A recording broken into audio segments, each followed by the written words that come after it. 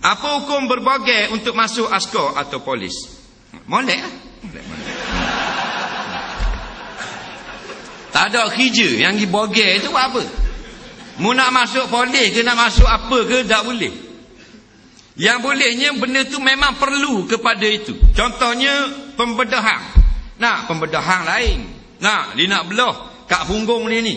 Nah, bini dia selalu duduk atas kukurang, masuk mata kukurang dalam punggung ni. Jadi bolehlah buka tengok punggung dia pasal nak belah. Baju tak boleh buka, tak ada kena-mengena. Doktor lah ni nak belah betis, dada habis buka, yang ambil peluang. Tu haram. Nah, ad-daruratu tuqaddaru biqadariha. Qada darurah tu sekadar-kadar yang patut saja, bukan ikut sin. Jadi apa benda tujuan nak masuk polis kena telanjang. Benda tujuan. Ini bawa datang daripada barat. Barat dia memang gitu. Semua kerja telanjang dulu.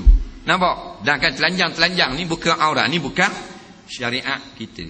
Ini al-Yahud wan Nasara. Kita berapa tahun dah merdeka, dah boleh buang lagi. Cek kesihatan dah, cek dada, cek darah. Apa benda telanjang pula? Nah, dia nak jadi ke askar, telanjang juga kawan tu, wadah-wadah ke tinggi.